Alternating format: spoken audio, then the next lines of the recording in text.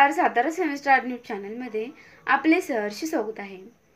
People's Republican पार्टीचे पश्चिम महाराष्ट्र उपाध्यक्ष रमेश उबाळे यांचा वाढदिवस उत्साहात साजरा। मान्यवर नेते मंडळींची उपस्थिती।